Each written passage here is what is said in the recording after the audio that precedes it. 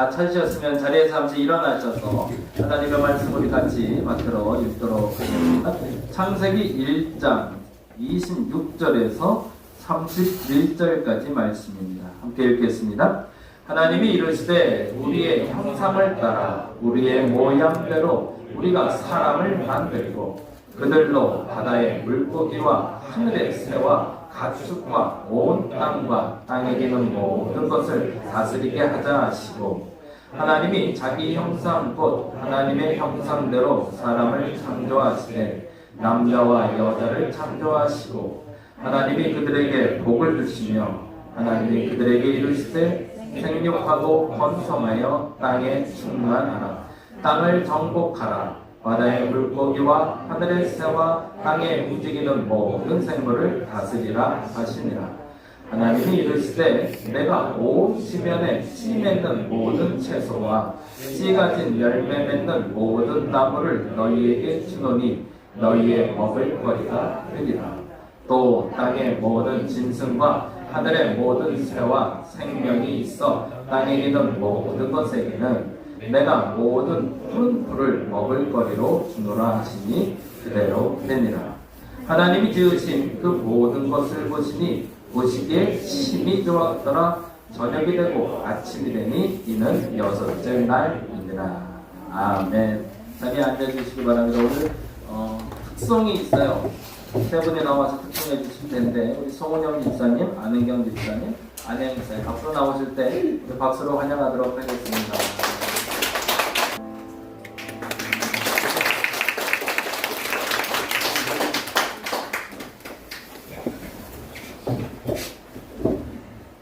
감사합니다. 오늘 말씀은 흙이라 불리운 사람 아담이라는 제목으로 같이 말씀 나누려고 합니다.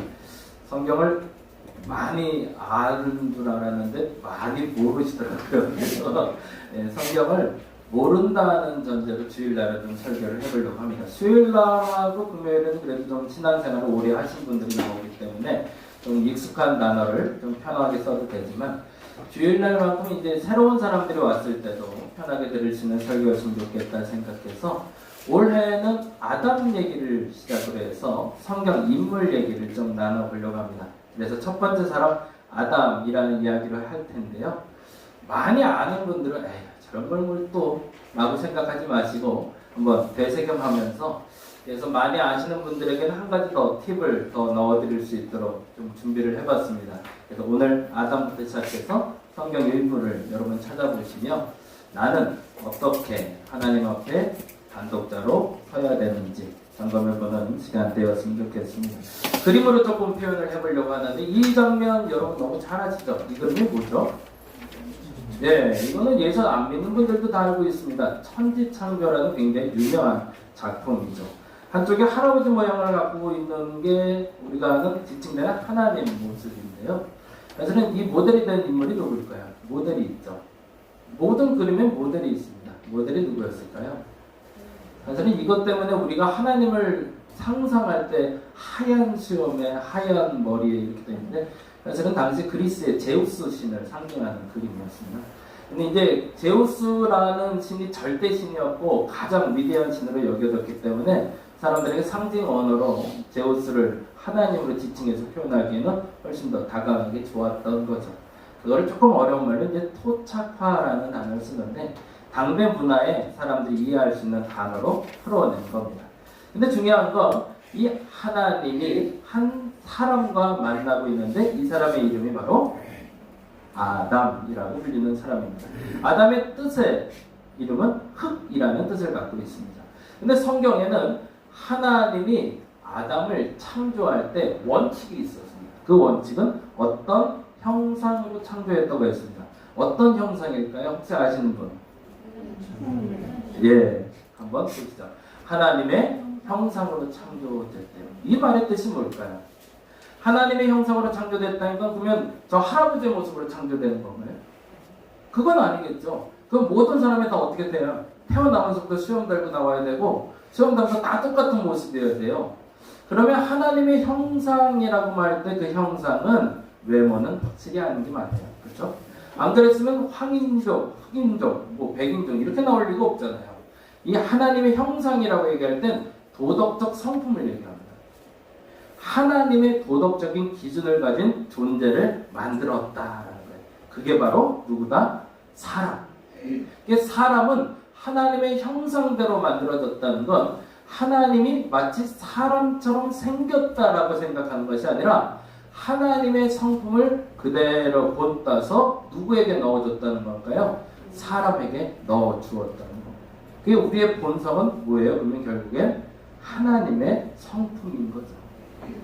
근데 이 말을 좀 더 쉽게 표현하면 이렇게 표현할 수 있습니다. 뭐죠? 나의 원본이 하나님이라는 거예요. 카피본입니다. 저희들은 사본이에요. 근데 이제 문제는 그 사본이 사본을 복사하면 문제가 되죠. 그러다 보면 그 사본이 변질될 수가 있는데 우리는 태어날 때부터 우리의 원본이 누구라고 인정해야 되는 거예요? 하나님이라고 인정해야 돼요. 그게 왜 나는 삶이 맨날 이 모양일까? 왜 난 태어날 때부터 이렇게 힘들었을까? 왜 환경이 이렇게 안 좋을까? 왜 우리 부모는, 우리 엄마는, 우리 아빠는 탓할 필요가 없다는 거예요. 그거는 또 다른 상황이고 본질은 뭐라는 거죠? 그 모든 상황을 넘어서서 내 본질은 바로 하나님이에요. 그래서 내가 그 하나님에 대한 신뢰도와 믿음만 있다면, 더 정확히 말하면 그 하나님을 조금 더 구체적으로 알고 그분에 대해서 내가 따라가고자 하는 믿음만 있다면 나는 어떤 존재로 살아갈 수 있다는 거예요? 하나님의 형상으로 살아갈 수 있다는 겁니다. 2024년 한 해는 여러분에게 주어진 환경에 탓하지 않기를 간절히 바랍니다. 그 환경은 부수적인 거예요. 그 환경은 곁다입니다. 그 환경이 나를 지배하는 힘이 있는 것이 아니라 종국에 나를 지배하는 힘은 누구에게 있다? 그 하나님의 형상에 있음을 여러분이 인정하시기 바랍니다. 두 번째 중요한 단어가 나오고 있는데요. 본질이 뭐냐는 거예요. 앞서 말한 대로 아담의 뜻이 뭐라고 그랬죠? 네, 흙입니다. 그래서 그림을 이렇게 표현했는데 왜 흙으로 만들었을까요? 그 생각 혹시 해보셨어요? 성경은 사람을 흙으로 만들었대요. 왜 그랬을까요? 흙이 뭔가 좀 특별한 게 있었을까요? 좀 그 생각 혹시 안 해보셨어요? 왜 성경에선 하나님이 사람을 흙으로 만들었다고 했을까? 이유는 여기에 있습니다. 뭘까요? 가장 흔한 것이기 때문에. 그건 무슨 말일까요? 누구나 똑같다는 거예요. 예. 우리가 이 땅에 태어나면서 하나님의 형상을 가진 존재가 됐을 때 특별해지는 거지, 그렇지 않으면 다 똑같다는 거예요. 빈부격차, 뭐 귀천 이런 단어 쓰지 말라는 얘기예요. 왜? 원래 본질이 흙이기 때문에. 원래 일반적으로 제일 흔한 것으로 만들었기 때문에. 우리를 특별한 존재로 만들려면 하나님이 다이아를 먼저 깎으셨어야 될 거예요. 그리고 사람만큼은 흙으로 만들지 않고 다이아나 뭐 특별한 귀금속으로 만들었다면 우리는 정말 특별한 존재가 됐을 거예요. 근데 그렇지 않더라는 거예요. 세상 만물을 만들 때 모든 것을 만드는 똑같은 기준으로 나도 창조됐다는 거죠. 세 번째, 재미난 건데요. 그런 존재인 우리에게 흙으로 만들었지만 우리가 특별할 수 있는 이유는 뭐 때문이다? 우리의 본성이 하나님이기 때문이에요.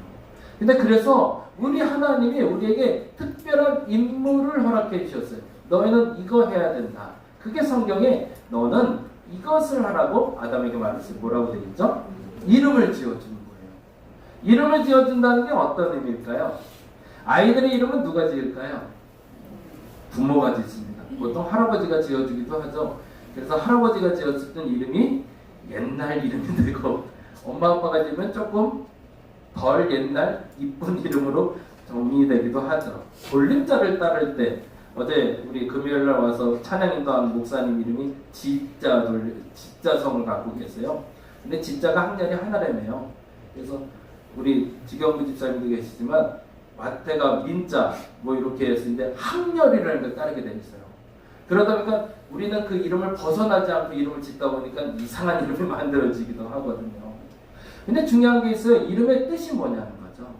왜 부모가 나를 그렇게 이름을 지어줬을까라는 거예요. 왜 여러분의 이름이 그렇게 되셨나요? 옛날엔 죄송해요. 우리 윤권사님 때는 그렇잖아요. 아들 낳는 게 목적이라 여자분들 이름에 항상 들어가는 글씨가 있었죠. 뭐였죠? 자자인데 무슨 자자예요? 예, 아들 자자를 썼어요. 참 옛날 부모님들 대단하셨어요. 그게 목적지라 그랬나 봐요. 그렇죠? 그래서 여자 이름에는 자자는 여자가 많이 들어갔었죠. 그리고 심지어는 여자들은 이름도 주지 않는 경우들도 있었고요. 그래서 이름이라는 것은 다음의 의미를 갖고 있습니다. 한번 읽어보죠. 존재의 가치를 만드는 것이 진정한 사람입니다. 사람에게 주어진 임무는요, 누군가를 가치 있다라고 말해주는 존재라는 것이죠. 내가 이 땅에 존재하는 이유는 누군가의 가치를 만들어주는 존재가 될 때 가장 아름다운 사람이 됩니다. 내가 이 땅에 존재하는 이유가, 내가 이 사람과 결혼한 이유가, 내가 남편이 되고 아내가 된 이유가 다른 데 있지 않다는 거예요. 내가 이 사람의 아내가 됐을 땐 내 역할은 뭐예요? 가장 주된 역할은 내 남편이 가치 있게 만들어주는 거예요. 나의 아내를 내가 아내로 맞이했을 땐 그 순간부터 내 아내에게 주어진 사명이 있어요. 그 사명은 뭐냐면 내 아내를 가장 가치 있게 만들어주는 거예요. 심지어 내 배가 나와서 낳은 아이라면 그 아이의 이름을 부여하면서 그 아이에게 허락된 건 뭘까요? 내 의무입니다. 그건 그 아이가 이 땅에서 가장 가치 있게 살도록 만들어주는 일을 한 겁니다. 그게 우리의 가장 큰 사명이라는 겁니다. 그래서 아담에게 하나님은 명령하셨어요. 뭐 밭을 갈라, 공부해라 이런 거 안 하셨어요. 뭐라고 하셨냐면 모든 생물의 이름을 지어주라고 했어요. 그건 뭐예요? 단지 넌 뭐 이렇게 찍어서 이름을 만들어주라 이 거라 그것의 가치를 살려놓으라는 뜻이었던 겁니다. 또 하나 보죠. 근데 문제는 이 사람이 하나하나 이름을 정하다가 보지 말아야 될 걸 보고 말았어요. 그게 뭘까요? 다 짝이 있는 거예요. 사자도 짝이 있고 토끼도 짝이 있고 모든 게 다 짝이 있는데 누구만 짝이 없었을까요? 나만 짝이 없는 거예요. 생각해보면 이게 되게 서운한 거예요.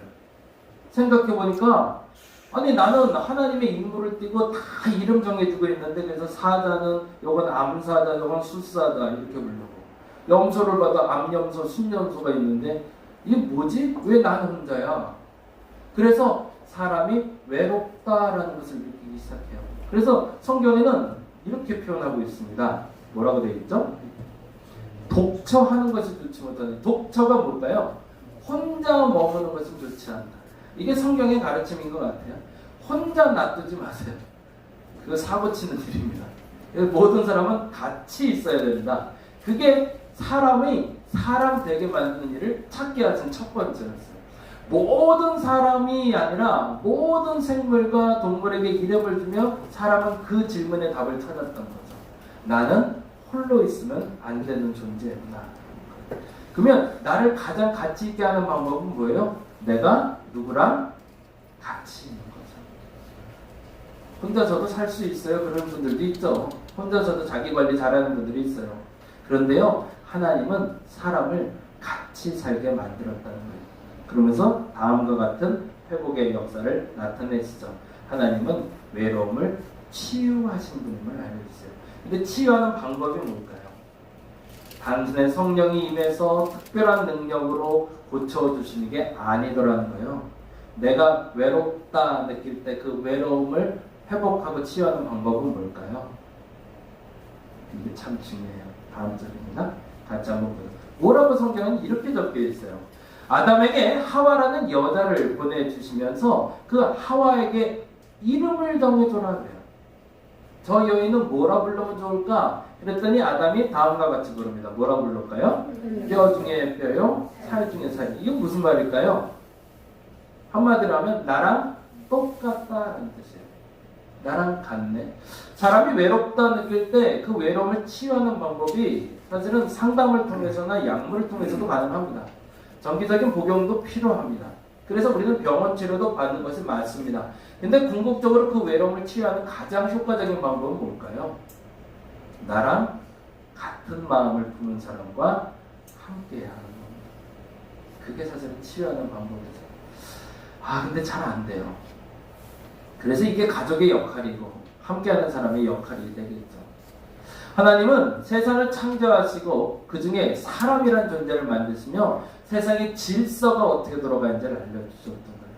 그래서 아담을 처음에 창조하시며 그에게 제일 먼저 하신 일은 세상의 모든 것들에게 가치를 부여해주고 너는 가치 있는 존재다, 너는 귀중한 존재다 라는 걸 알려주게 하시면서 궁극적으로 내가 가장 가치 있게 될 수 있는 방법을 알려주셨는데, 그 방법은 누구라? 나와 같은 마음, 같은 생각을 품은 사람과 같이 있게 하는 거라는 겁니다. 조금 아쉬우시겠지만 그래서 같이 사는 남자를 그냥 인정해 주시기 바랍니다. 같이 사는 아내를 인정해 주시기 바랍니다. 그 사람을 하나님이 만약 보냈다고 전제한다면, 절대 아니라고 인정하신다면 어쩔 수 없지만 만일 그 사람을 내게 보내주셨다면 이 두 가지 이유 때문에 나에게 보내주셨을 겁니다. 첫 번째 이유는 나의 가장 가치 있게 만들기 위해서입니다. 저 사람이 있기 때문에 내가 가치가 있어지는 겁니다. 그 사람과 함께 하기 때문에 내 가치가 올라가는 겁니다. 또 하나 너무 중요한 게 있어요. 그 사람을 외롭게 만들면 안 됩니다. 그게 하나님의 뜻이 아니라는 거죠. 내 남편이, 내 아내가 외롭다라는 말이 나오지 않게 만드는 게 부부 생활의 시작이고 마무리라는 거죠. 가족도 마찬가지입니다. 내게 주어진 가족들 중에 누군가가 외롭다라는 말이 나오게 되면 그 가족 중에 누군가가 그 역할을 하지 못하고 있는 겁니다. 하나님은 아담과 하와라는 사람을 만드시며 그 질서를 만드는 가장 첫 번째 목적은 그 사람이 존중받아 마땅할 존재, 가치 있는 존재라는 걸 만들어 주시고, 그 가치를 인정받지 못했을 때 외로움이라는 것을 느낄 때 서로 위로하라고 만들어 주셨다는 거예요. 여기까지만 하면 참 좋았는데 사람이란 존재가 여기에 멈추지가 않더라고요. 그래서 이러한 일이 벌어집니다. 무슨 일이 벌어졌을까요? 볼까요? 다음 장 보죠. 뭐를 먹지 말아야 될 걸 먹었어요. 아담이라는 사람이 안타깝지만 하나님이 만들어 놓은 그 아름다운 세상을 만들어 놓으셨을 때 꼭 먹지 말라 한 게 있었는데 그걸 먹고 말았어요. 그게 뭘까요? 선악과라고 부릅니다. 사실은 성경에 정확히 이것이 어떻게 생긴 과일인지, 정말 어떻게 먹을 수 있는지를 표현할 수는 없었습니다. 그래서 대부분의 사람들은 사과를 상징물로 표현하기는 하는데, 안타깝지만 아담과 하와는 선악과를 따먹고 맙니다. 그럼 한 번 더 생각을 해보자는 거예요. 지금까지는 성경에 나온 이야기를 계속 드렸어요. 하나님은 하나님의 형상대로 아담을 만드셨고, 그리고 그 형상을 만들 때 사용한 물질은 흙이라는 물질을 사용하셨고, 그래서 이름을 부여하는 가치 있는 일을 하라고 만드셨고, 또 하나 외로울 때 그 외로움을 달래주는 서로가 되라고 얘기하셨는데, 근데 문제는 선악과를 따먹으면서 시작이 돼요. 선악과를 따먹은 게 뭐가 문제가 됐던 걸까요? 하나님이 먹지 말라 한 걸 먹은 게 문제였어요. 그런데 이 말을 이렇게 표현할 수 있을 것 같아요. 한번 읽어볼까요? 하나님과의 약속을 찾게 되는 겁니다. 집안에 분란이 나기 시작할 때가 있습니다. 불편해질 때가 있어요. 뭐 할까요? 말하지 않아도 지켜야 될 약속들이 있어요. 화장실에 들어갔다 나오면 불을 켜놓을까요? 꺼야 될까요? 항상 켜놔야 될까요? 네, 꺼야 됩니다. 네. 화장실 바닥에 물이 증거하면은 물은 누군가가 치워야 되는 걸까요? 내가 치워야 되는 걸까요? 아무도 안 치워도 되나요? 가정생활을 하다 보면 소소하고 때로는 굵직한 규칙이라는 게 생겨지기 시작해요. 근데 어느 날 사람들이 그 규칙을 누군가는 하겠지. 또 하나는 나는 안 해도 되겠지. 혹은 이 정도는 괜찮아 라는 생각이 스물스물 올라와요. 그래서 여기 신혼부부도 있지만 신혼부부 집은 깨끗해요. 늘 솔선수범해요. 근데 시간이 지나면 그렇지 않아져요. 왜 그럴까요? 각자 떠밀기 시작하거든요. 이건 여자의 일이야, 이건 남자의 일이야. 분리되기 시작해요. 근데 그 분리돼서 그 일만 규칙적으로 해도 좋은데 그도 안 하기 시작하죠. 그리고 사고는 언제 날까요? 그 작은 일이 쌓여서 결국에 폭발합니다. 그래서 한번 폭발해서 부부가 싸울 때 무슨 얘기들 많이 하세요? 그 폭발한 시점에 얘기하시나요? 내가 그동안 얘기 안 했는데, 내가 그동안 잘 참아왔는데, 내가 진짜 이 얘기는 안 하려고 했는데 라고 시작하면서 진짜 수십 년 쌓였던 얘기들을 쫙 쏟아내기 시작해요. 근데 여러분 한번 생각해 보세요. 그 얘기를 쫙 한번 쏟아낸 다음에 한번 적어다 보세요. 정말 이게 화낼 일이었을까? 이게 정말 사고 칠 일이었을까? 근데 사실 아니에요. 근데 그 소소한 일들이 쌓여서 무슨 일을 터뜨린 거죠? 큰 사고를 터뜨린 거죠. 우리는요, 아주 단순하다고 생각해요. 까짓거 뭐 선악과 하나 따먹는 게 뭐 문제가 돼? 저거 정도는 괜찮지 않아? 먹지 말라고 했으면 안 먹어도 되는 건데 그거 굳이 먹어서 왜 문제야? 라고 말할 수도 있지만 그거 하나 먹었다고 이렇게 사단을 낼 문제야? 라고 얘기했는데 그게 아니더라는 겁니다. 우리는 하나님과의 약속뿐만 아니라 우리에게 주어진 일반적인 말하지 않아도 지켜야 될 그 규칙들을 나도 모르게 조금씩 어겨가기 시작했다는 거예요. 근데 그것 때문에 가정도 파탄나기도 하고요. 집도, 직장도, 심지어는 나라도 무너질 수 있습니다. 대통령은 해야 할 일이 있어요. 집권자들이 해야 될 일이 있어요. 목사가 해야 될 일이 있어요. 성도로서 해야 될 일들이 있어요. 근데 그 일들이 조금씩 무너진 것이 균열이 발생해서 폭포수처럼 무너지기 시작한다는 거죠.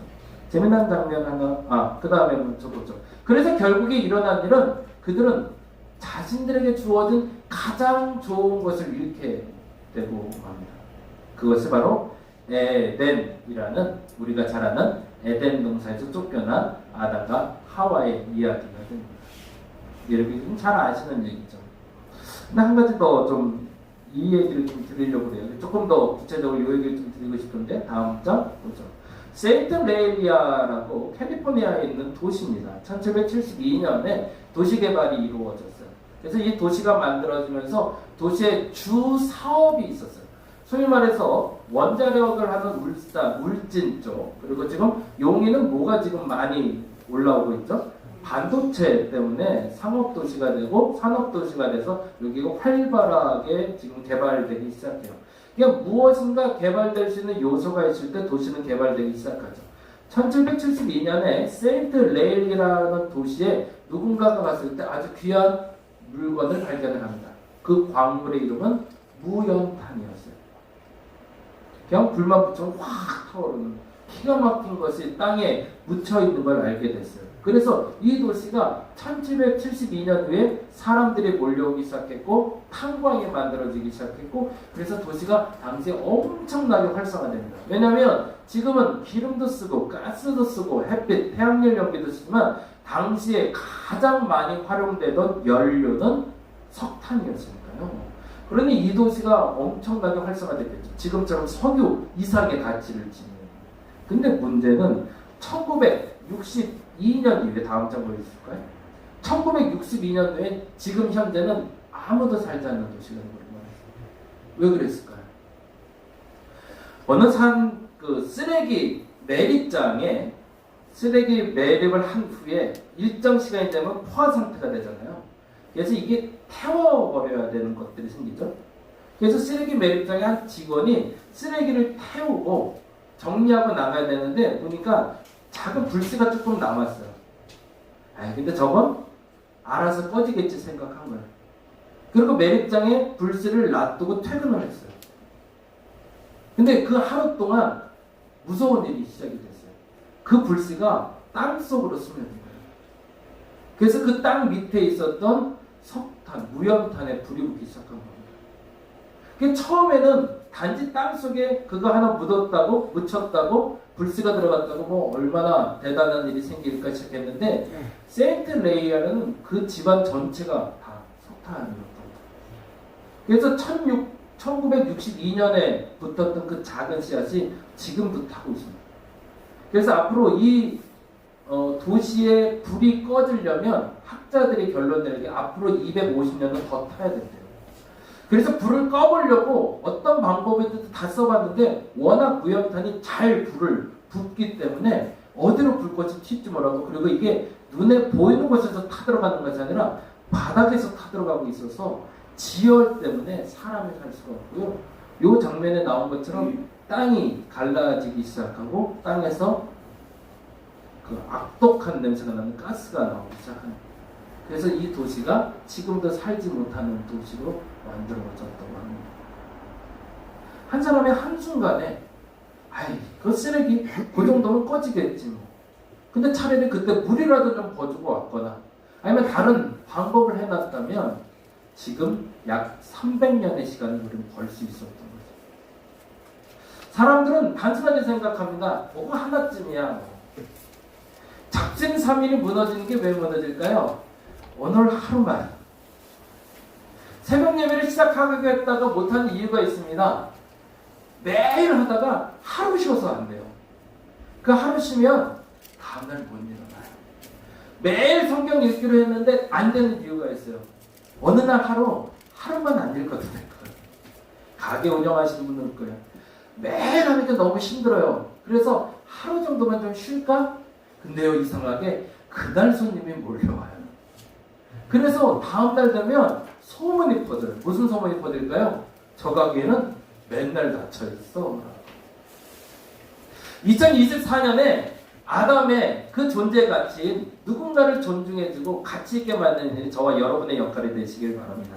그래서 나의 원본이 하나님임을 알아 가치 있게 만드는 저와 여러분 되시길 간절히 바랍니다.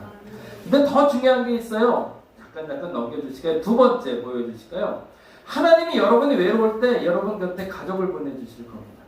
친구를 보내주실 겁니다. 왜요? 그 사람을 가치 있게 만들고 뭐 하라고요? 그 사람의 외로움을 함께 치유하라고 보내주실 겁니다. 2024년에 그 역할을 여러분이 해주시기 바랍니다. 근데 마지막에 더 중요한 건데요. 이거 한번 해보죠.